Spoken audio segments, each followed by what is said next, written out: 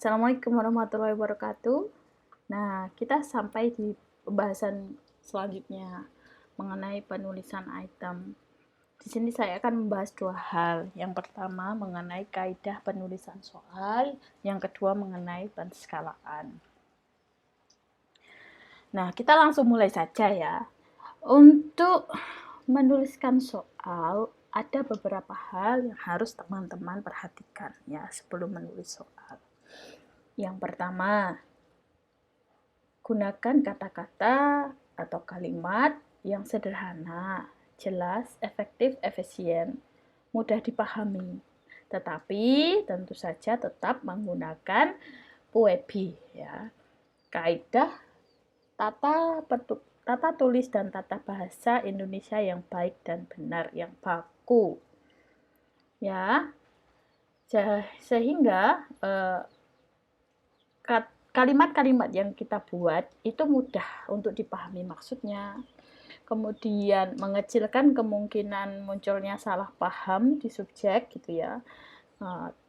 Maksudnya apa, tapi penafsirannya apa begitu kan, itu harus dihindari. Kita harus menghindari salah paham. Menggunakan kata-kata ambigu, tidak jelas, itu harus kita hindari. Nah, kemudian kata-kata yang atau kalimat yang sederhana tapi baku dan jelas itu juga bisa kemudian mencerminkan gambaran yang benar mengenai apa yang kita maksud dalam kalimat yang kita buat ya, sehingga itu tadi tidak memunculkan kesalahpahaman, sesuai gitu ya, on point yang ingin kita maksudkan tuh begini. Jadi misalnya kita memberikan stimulus berupa situasi gitu ya. Nah, subjek itu bisa membayangkan situasi dengan benar gitu ya, sesuai dengan yang apa kita inginkan. Nah, dan tentu saja kalimat-kalimat yang sederhana, kalimat-kalimat yang baku, sederhana, dan mudah dipahami itu akan membuat responden berminat gitu ya, dan bersungguh-sungguh dalam mengerjakan soalnya. Nah, kaidah yang kedua adalah kita harus berhati-hati agar kemudian tidak menggunakan kata-kata atau kalimat yang sifatnya multitafsir atau sifatnya ambigu atau sifatnya sulit dipahami ya. Jadi kita harus menghindari jargon. Jargon itu adalah istilah-istilah yang hanya dikenali oleh sekelompok orang-orang dalam kelompok ilmu tertentu begitu ya. Ya, istilah-istilah teknis yang ada di keilmuan kita harus menghindari. Misalnya apa? Menggunakan istilah seperti simptom, sindrom begitu kan, menggunakan istilah seperti onset. Nah, itu kan jargon-jargon yang mungkin hanya dipahami oleh orang-orang psikologi, orang-orang kedokteran begitu ya, dan bisa jadi di umum itu memiliki makna yang berbeda gitu ya dengan di keilmuan kita. Nah, atau kita juga perlu menghindari istilah-istilah yang tidak begitu populer gitu ya, yang mungkin hanya banyak digunakan di jurnal, tetapi masyarakat umum itu tidak banyak mengetahui arti dari istilah tersebut kayak gitu. Jadi ini harus kita hindari ya, kalimat-kalimat yang mengandung istilah-istilah seperti itu. Oke. Nah, kemudian kita harus selalu ketika kita menuliskan item, yang ada di mindset kita itu adalah bahwa saya menulis item untuk alat ukur ini, begitu ya. Karena kadang ketika kita membaca murni dari indikator, itu nanti bisa melenceng gitu ya, karena indikator itu harus dikontekskan, harus dikaitkan lagi dengan atribut yang hendak diukur. Jadi, kita harus terus-menerus ketika kita menuliskan item, tujuannya ya untuk atribut ini. Namun, tentu saja item-item itu harus tetap ditulis berdasarkan indikator supaya apa? Tidak secara langsung mengungkapkan atributnya, begitu ya. Nah, jadi ini ada dua sikap gitu ya. Kita harus menulis item-item yang tidak menggambarkan secara langsung atribut, tetapi kita harus tetap mengingat bahwa item-item itu ditulis untuk mengukur atribut itu. Karena apa? Supaya nanti tidak melenceng begitu ya. Karena kita melakukan pengukuran tidak langsung, nanti tahu-tahu melenceng begitu kan. Itu yang tidak kita inginkan begitu. Nah, contohnya ini misalnya kita tidak membuat skala kecemasan menghadapi pensiun. Nah, di sini ada item yang berbunyi saya merasa cemas akan kesepian setelah pensiun. Ini kan terlalu jelas begitu ya. Nah, itu bisa kemudian kita ganti cemasnya dengan indikator-indikator perilaku yang mengindikasikan kecemasan, misalnya sulit berkonsentrasi, kemudian dikaitkan dengan pensiun. Jadi, saya sulit berkonsentrasi jika mengingat masa pensiun yang sudah dekat, misalnya seperti itu. Kemudian, nih ya, selalu perhatikan indikator perilaku apa yang hendak diungkap, gitu enggak, sehingga item yang kita tulis atau stimulusnya itu tetap relevan dengan tujuan pengukurannya tadi ya. Tadi seperti yang sudah saya bicarakannya. Kita harus tetap mengingat-ingat ini indikator ini untuk komponen ini dan untuk atribut ini supaya tetap selalu relevan. Karena takutnya kalau kita hanya langsung keasikan nulis item, kita melupakan konsep teoretiknya, nanti melenceng dong begitu ya. Tidak sesuai dengan apa yang diukur sehingga nanti validitasnya jadi jelek. Jadi ketika menulis itu perlu nengok-nengok terus ke indikator, ke aspek dan ke atribut, itu perlu ditengok terus begitu ya. Nah, kemudian ketika kita membuat item-item begitu kan, kita membuat dua pilihan atau lebih, itu kita harus consistently membandingkan satu sama lain. Maksudnya untuk apa? Agar supaya item-item yang kita buat itu tidak mengukur hal yang sama. Ya. Jadi tidak mengukur hal yang sama, maksudnya sama itu dalam konteks atribut gitu ya, tetapi dalam konteks indikator perilaku yang sangat khusus itu nggak sama begitu ya. Jadi misalnya pekerjaan saya menuntut berbagai macam kemampuan. Saya berangkat kerja dengan hati yang tidak mantap. Nah, ini dua item ini misalnya sama atau enggak kayak gitu kan. Kalau ternyata itu tidak sama gitu, itu boleh karena nanti akan jadi itemnya itu enggak sama tetapi tetap dalam konteks atribut semangat kerja begitu ya. Nah, itu yang bagus karena nanti itemnya akan memiliki daya beda yang tinggi begitu. Nah, kalau daya bedanya rendah, berarti kan itemnya terlalu redundan. Redundan tuh banyak, terlalu berlebihan begitu. Sehingga nanti harus ada item-item yang dikurangi.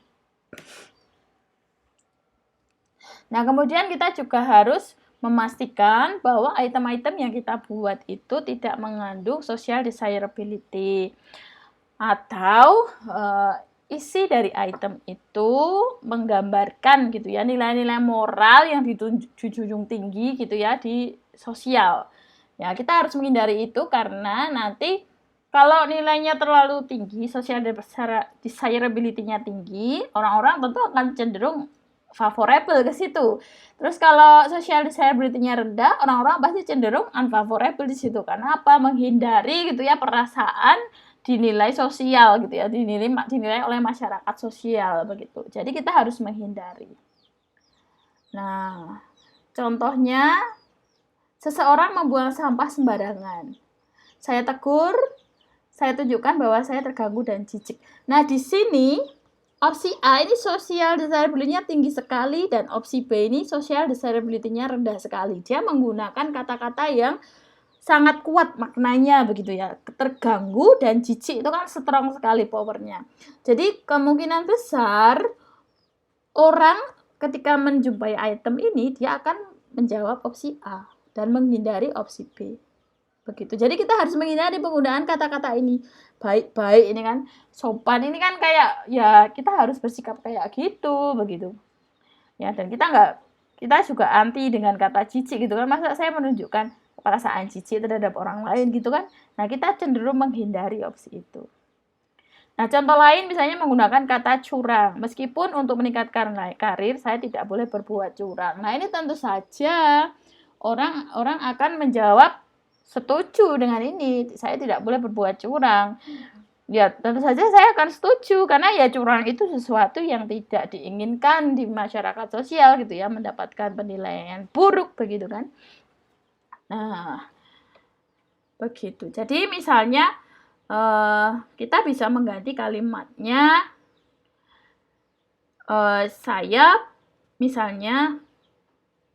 saya bisa melakukan menurut saya sah-sah saja melakukan berbagai macam cara untuk mencapai kesuksesan karir, misalnya kayak gitu. Ada banyak cara yang bisa ditempuh untuk mencapai kesuksesan karir gitu misalnya, atau itu masih kurang bagus ya. Tapi kita bisa menggunakan kalimat yang kemudian tidak secara eksplisit gitu ya, menyebutkan misalnya kecurangan begitu. Atau menurut saya, misalnya dalam kondisi peraturan itu peraturan tidak memungkinkan seseorang untuk berbuat jujur misalnya kayak gitu. Nah, misalnya kamu membuat item ya ketika situasinya seperti itu, menurut saya boleh-boleh saja gitu ya. Menurut saya tidak masalah bukan mengakali itu juga berat ya. Misalnya menurut saya tidak masalah bukan mengotak-atik, bukan mengakali, memodifikasi sistem gitu ya. Misalnya kayak gitu untuk mencapai kesuksesan, misalnya seperti itu. Nah, di sini bekal utama gitu ya, teman-teman, untuk mencari padanan kata yang misalnya maknanya tidak terlalu kuat, itu bisa menggunakan thesaurus ya. Teman-teman bisa menggunakan thesaurus untuk memperkaya vocabulary teman-teman. Nah, untuk menghindari stereotip, jadi kayak subjeknya bisa membayangkan mau ngerjain ini arahnya kemana kayak gitu, sehingga nanti dia menyesuaikan dengan arah tujuan penelitian itu, maka kita bisa membuat item menjadi favorable, atau favorable itu item yang sesuai dengan tujuan penelitian kita. Sementara unfavorable itu item yang tidak sesuai dengan dia arahnya kebalikan dengan tujuan penelitian kita, begitu ya. Bukan kemudian item yang positif dan negatif, belum tentu. Kenapa? Karena atribut itu ada yang sifatnya positif, ada yang sifatnya negatif. Jadi kalau ada atribut yang negatif, semisal stres, kecemasan, item-item favorable-nya itu yang bersifat negatif, sementara item-item unfavorable-nya itu yang bersifat positif, begitu ya. Jadi semoga di sini teman-teman paham mengenai favorable dan unfavorable, itu kaitannya dengan tujuan dari skala psikologi itu dibuat, gitu ya. Nah, contohnya untuk favorable, misalnya ini skala religiusitas ya, saya ikut bergotong royong memperbaiki tempat ibadah umat agama lain. Item unfavonya, saya hanya akan memberikan bantuan dana sosial untuk mendirikan rumah ibadah saya. Gitu ya. Ini kan kalau masjid ini terlalu, kecuali memang subjekmu orang Islam gitu ya. Tetapi ketika subjeknya umum ya ini nanti jadi bias juga ketika ini hanya masjid ya, untuk mendirikan rumah ibadah saya gitu ya, tidak untuk tempat ibadah yang lain. Begitu. Nah, ini panduan umumnya, ini rangkuman dari tadi yang sudah dituliskan di depan ya. Nah, ini juga jangan menuliskan item yang berisi kata negatif ganda, jadi sudah ada tidak, tapi ada tidak lagi. Misalnya saya tidak boleh, tidak harus pergi ke kampus. Nah, ini kan jadi bingung ya. Jadi ini harus dihindari. Kemudian kita harus menghindari menulis item yang mengandung lebih dari satu gagasan ya. Contohnya, UIN Sunan Kalijaga adalah universitas yang sistem administrasinya paling baik dan alumninya membanggakan. Ada dua ini kan. Kalau misalnya seseorang itu menilai ini administrasinya baik, tapi alumninya tidak membanggakan misalnya, itu kan jadi bingung mau ngisi yang apa begitu. Jadi kita harus menghindari. Nah, ini juga menghindari menanyakan atribut yang diukur langsung gitu ya. Kemudian menghindari menulis item dengan menggunakan istilah universal. Misalnya tidak pernah, semuanya, selalu, istilah-istilah yang mutlak gitu ya, sangat, seorang, tak seorang pun, hanya sekedar semata-mata begitu, itu harus kita hindari. Nah, kemudian setelah kita menentukan item, menuliskan item-item, nah kita kan kemudian menskalakan. Kita memilih mau membuat skalanya bagaimana ya, kayak gitu. Nah, ini bisa juga kita menentukan skala yang mau dipakai dulu gitu kan. Dari mana kita menentukannya? Lagi-lagi ya, kembali ke literatur yang sudah ada. Sebelumnya pakai kayak gimana? Dia menggunakan skala apa begitu. Itu lebih baik begitu ya. Kita jadi lebih ada pijakan yang kuat gitu daripada kita kemudian bereksperimen, oh coba ini tak ukur menggunakan skala Thurston misalnya, alih-alih Likert, padahal sebelum-sebelumnya menggunakan Likert, atau sebelum-sebelumnya dia menggunakan Thurston tapi kita Thurston ribet gitu ya, nah, tak ubah jadi Likert misalnya kayak gitu. Nah, itu juga nanti perlu usaha lebih gitu ya untuk memvalidasinya. Nah, penskalaan itu adalah prosedur untuk menempatkan atribut gitu ya, atribut yang dimiliki oleh subjek kita dalam suatu kontinum ya. Skala itu kan garis ya, kalau digambarkan itu kan garis. Jadi ada di mana letaknya begitu penskalaannya. Nah, kontinum itu apa? Deretan angka yang memiliki urutan sepanjang satu garis lurus ya. Misalnya dari 1 sampai 10, 1 sampai 100 dan seterusnya. Nah, ketika angka ini diperoleh menggunakan skala fisik, maka ya disebut kontinum fisik gitu ya. Ketika menggunakan skala psikologis atau self-report, judgment subjektif, itu kontinum psikologis begitu ya. Nah, dalam pengukuran psikologi sendiri itu sebenarnya tidak cuma yang tidak pengukurannya itu nggak cuman secara self report tadi ya, tetapi juga bisa menggunakan pengukuran fisik untuk mengangkakan begitu ya, atribut-atribut non fisik begitu ya. Itu ada juga begitu ya. Itu disebut sebagai psychophysical method. Jadi misalnya kayak reaction time, nah itu bisa untuk mengukur banyak hal. Reaction time itu bisa digunakan untuk banyak hal. Misalnya inhibisi kontrol, terus kemudian lebih ke respon gitu ya, respon perilaku, kemudian respon kecemasan itu misalnya diukur menggunakan keringat gitu ya, alat ukur yang mengukur kadar keringat di tangan misalnya kayak gitu, atau eye tracking untuk mengukur interest kita pada satu hal, biasanya pada studi-studi mengenai iklan begitu, dia banyak menggunakan eye tracking. Jadi ketika seseorang melihat iklan itu mana dulu yang dilihat misalnya kayak gitu, terus geraknya kemana-kemana kayak gitu, itu banyak. Nah, kemudian bisa pakai relative tilt, itu biasanya pada gerak-gerak gitu ya, pada visual gitu ya, kemampuan visual. Itu pakai relative tilt, nanti dia ilusi optik gitu ya, nanti dia serongnya berapa derajat kayak gitu, itu bisa. Nah, bisa ada kayak gitu ya. Nah, dari mana kita tahu ya? Sekali lagi dari literatur yang sudah terdahulu begitu. Kita pengen ngukur apa ya, kita baca dulu literaturnya. Literatur dahulu ternyata bisa menggunakan ini. Misalnya teman-teman ingin melakukan eksperimen, terus agar pengukurannya tidak melulu self report menggunakan skala psikologi, teman-teman ingin menggunakan psychophysical method untuk mengukur, itu bisa ya. Nah, tapi yang akan kita bahas nanti di sini yang psychometric method, yang dia lebih ke self report gitu ya, yang diisi secara langsung oleh individu yang kita tuju begitu, yang dia kemudian mencocokkan dengan kondisi di dalam dirinya seperti apa.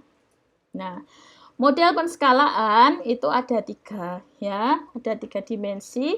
Dia berorientasi pada stimulus, pada respon, dan pada subjek gitu ya.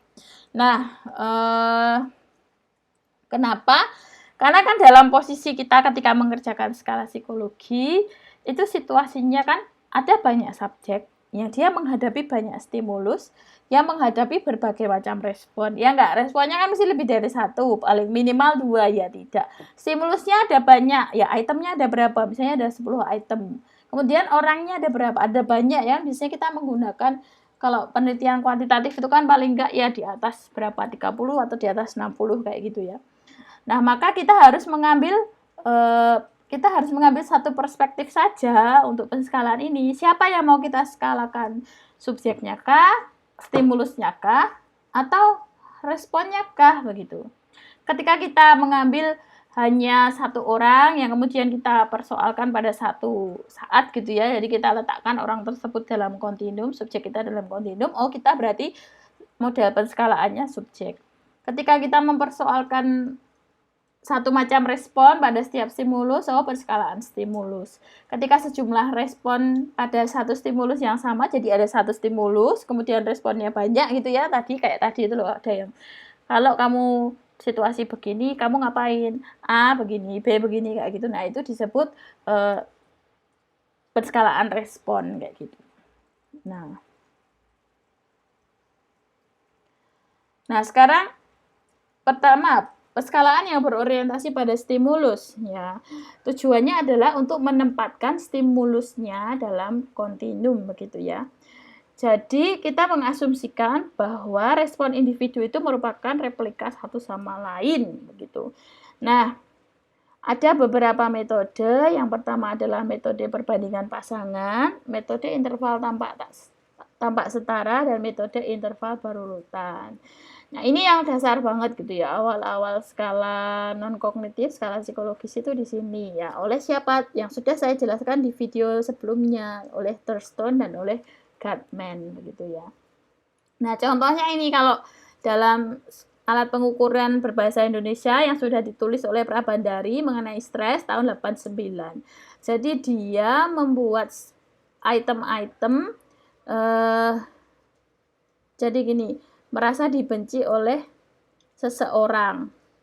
Kemudian perubahan keadaan ekonomi keluarga, begitu ya. Ada ya, ada tidak ya, begitu. Berapa skor yang harus diberikan pada jawaban ya yang menjadi indikasi adanya stres, begitu.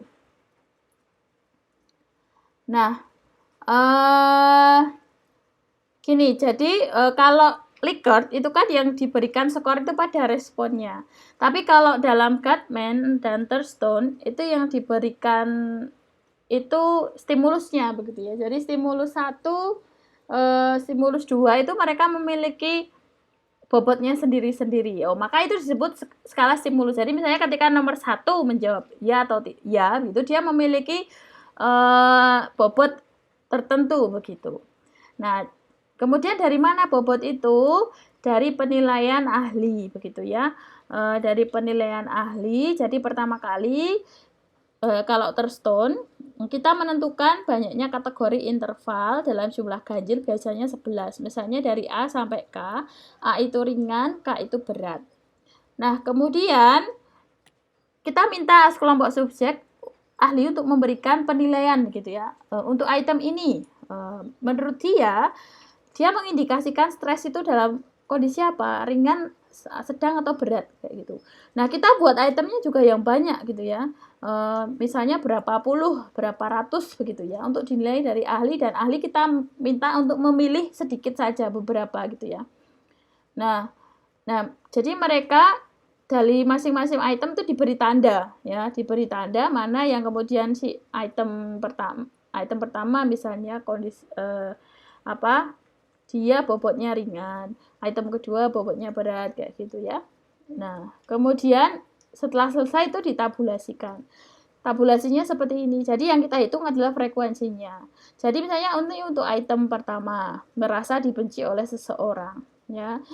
Jadi ternyata ada untuk jawab A ringan tadi itu ada 12 orang. Yang jawab sedang, stres sedang itu ada di sini tengah-tengah ini, yang tengah-tengah banget ini 0 gitu kan.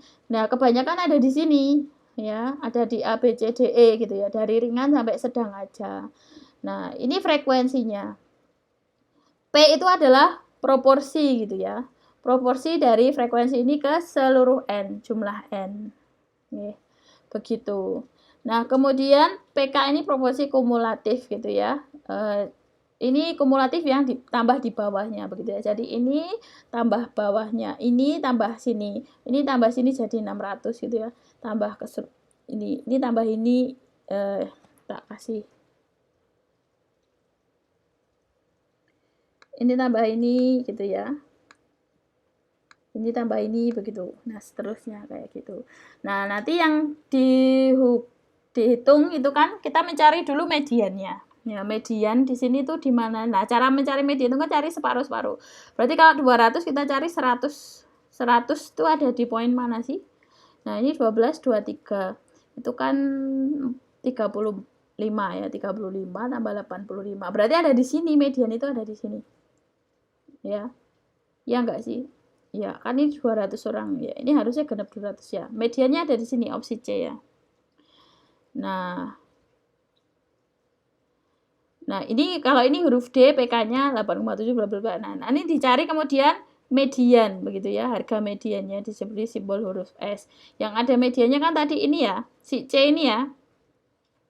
Nah, untuk dihitung S harga mediannya, BB batas bawah angka yang berisi median ditambah 0,5 kurangi PKB proporsi kumulatif gitu ya. Ini proporsi kumulatif B. Terus kemudian I luas interval angka yang ada dalam ini adalah 1 ya, intervalnya 1. Maka di sini BB-nya 0, BB itu adalah batas bawah angka yang berisi median. Oh, jadi ini tadi kan sudah ada nilai-nilainya nih. Ini tadi ya. Ringan, sedang, berat ini ada nilainya. Misalnya ini 1, ini berarti 11 begitu kan. Nah, ini 1, ini 2, ini 3. Berarti di sini batas bawahnya itu kalau dalam tabel frekuensi itu dikurangi 0,5. Jadi 2,5 begitu ya. Oh, maka BB ini 2,5 ditambah 0,5 dikurangi PKB.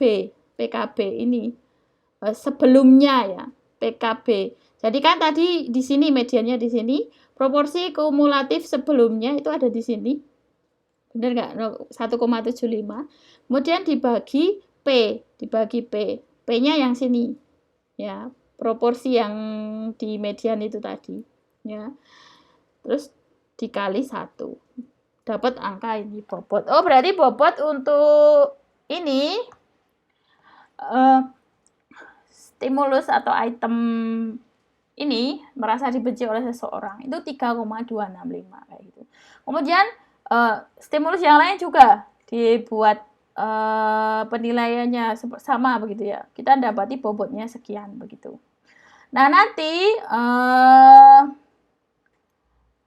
ini ada kemudian analisis lebih lanjut begitu ya, untuk menentukan pantas enggak gitu ya item-item ini sufisien enggak gitu ya untuk masuk gitu ya. Nanti ketika ternyata skalanya itu terlalu kecil atau bagaimana, nilainya bobotnya itu bisa jadi dia harus dihapus enggak masuk kayak gitu. Itu juga bisa ya.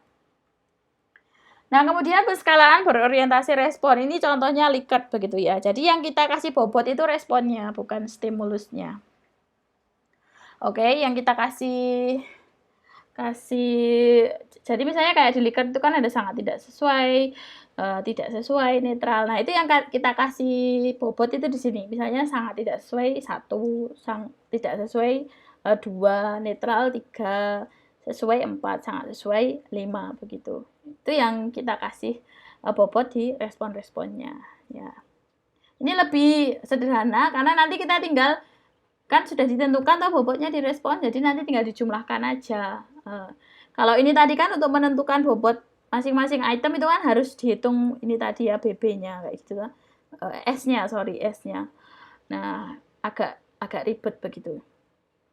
Makanya ini jarang digunakan yang berorientasi stimulus. Nah, kemudian ini contohnya. Jadi ketika milih KD misalnya dapat nilai 3, SR dapat nilai berapa. Nah, dan biasanya tinggal dijumlahkan begitu. Dijumlahkan atau dirata-ratakan itu boleh dua-duanya. Nah, Kemudian ada penskalaan berorientasi subjek. Jadi di sini kita yang menempatkan subjek dalam kontinum gitu ya. Jadi tiap respon itu bobotnya sama. Jadi misal salah 0, benar 1. Nah, kalau penskalaan berorientasi subjek itu, jadi opsi-opsinya seperti ini ya. Kayak situational judgment test gitu ya, atau TKP begitu. Jadi ini ada stimulus, kemudian ada respon-respon yang dia itu kayak gambaran respon yang akan kalian lakukan ketika menghadapi situasi tertentu. Nah, tapi di sini sudah diberi nilai aja. Misalnya kalau ini asertivitas toh, kalau memilih opsi 1, opsi A itu kan dapat nilai 1. Kalau memilih opsi B dapat nilai 0, misalnya kayak gitu. Ya. Nah, begitu kalau penskalaan subjek. Nah, bisa juga kalau misalnya opsinya 3 begitu, jadi skornya bergerak dari 0, 1, 2 begitu ya.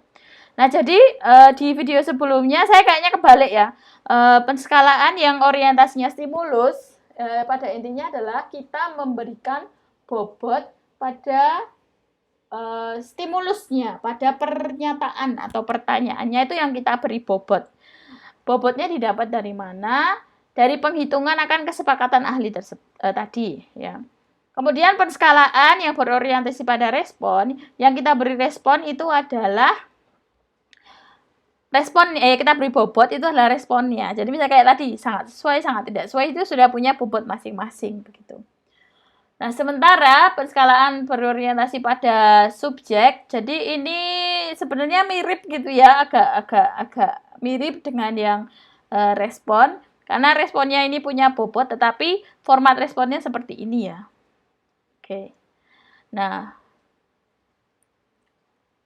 untuk yang akan teman-teman buat, mana yang lebih baik, bukan lebih baik begitu ya, tentu saja ya berdasarkan studi literatur sebelumnya seperti apa, tetapi memang lebih sederhana kita mengambil skala-skala yang dia menggunakan skala-skala yang orientasinya pada respon saja begitu ya. Jadi responnya ya, jadi kita kan nggak perlu membuat opsi pilihan jawaban yang banyak gitu kan, cukup opsi pilihan jawabannya dari sangat tidak sesuai ke sangat sesuai gitu kan, sama untuk seluruh item begitu, itu lebih sederhana untuk skala Likert begitu ya. Dan kita juga tidak perlu menghitung bobot tiap itemnya begitu. Jadi memang ya kalau bisa ya kita latihannya yang skala Likert dulu aja ya, yang saya kira lebih mudah dipelajari gitu ya, daripada skala yang berorientasi pada stimulus dan skala yang berorientasi pada subjek. Nah, mungkin itu saja penjelasan dari saya. Semoga paham, dan maaf tadi saya agak kebalik gitu ya di video sebelumnya, kayaknya loh ya, kok saya ingatnya saya tuh bilang yang stimulus itu yang Thurston Goodman itu salah ya, sorry. Yang stimulus Thurston Goodman itu bener, maksudnya yang stimulus itu yang Likert itu salah gitu ya. Ya, jadi stimulus, orientasi stimulus itu Thurston Goodman itu ya, karena yang diberi bobot itu adalah item-itemnya. Sementara yang orientasi respon itu Likert, kenapa? Karena yang diberi bobot itu adalah respon jawaban subjek. Begitu ya. Semoga jelas gitu ya, dan semoga memantik teman-teman untuk lebih penasaran gitu ya. Silakan jika ada pertanyaan bisa ditanyakan langsung ya di grup. Begitu, terima kasih. Wassalamualaikum warahmatullahi wabarakatuh.